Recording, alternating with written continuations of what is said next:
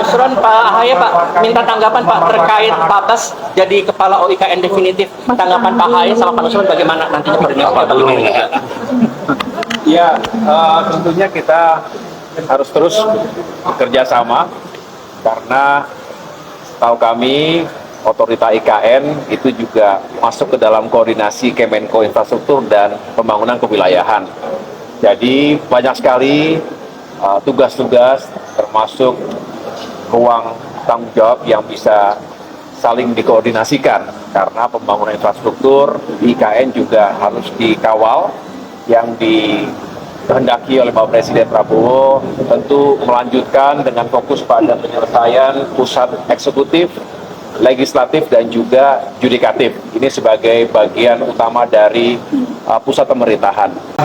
Hari ini senang sekali bisa kembali ke rumah kami dulu ya. Tentunya terima kasih kepada Bapak Menteri ATR BPN, Pak Nusron Wahid, Pak Wamen, Pak Sudirmawan dan seluruh jajaran pejabat di Kementerian ATR BPN. Hari ini adalah kunjungan kerja sekaligus membuka ruang kita untuk berkoordinasi karena tugas saya adalah tentu mengkoordinasikan 5 kementerian teknis termasuk diantaranya adalah ATR BPN.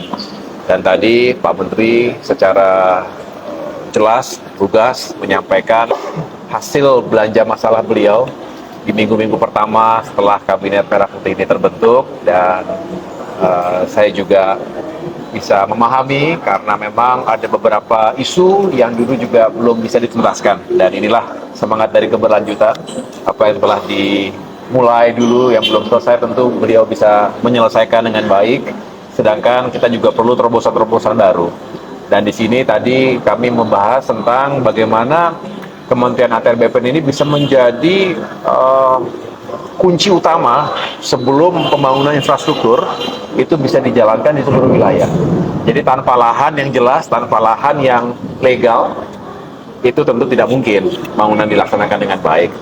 Jadi urusan tanahnya harus dikelola, tapi juga bukan hanya untuk pembangunan fisik ya, karena tanah itu adalah sebesar-besarnya untuk kemakmuran kesejahteraan rakyat.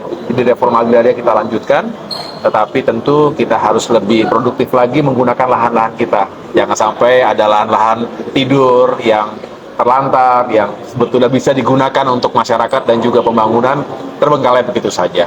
Beliau juga tadi menyampaikan pentingnya tata ruang. Ini terus dibenahi, memang bukan hanya urusan ATR BPN, karena saat ini masih ada di sana-sini. Saya berusaha untuk mengintegrasikan karena One Map Policy, kebijakan satu peta, kemudian juga kebijakan satu tata ruang, pengelolaan tata ruang yang sama, ini juga harus dituntaskan karena bicara ruang itu kan darat, laut, udara, termasuk di bawah tanah.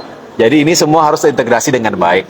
Dengan demikian harapannya kalau semuanya sudah terintegrasi, maka pembangunan infrastruktur bisa lebih baik dijalankan.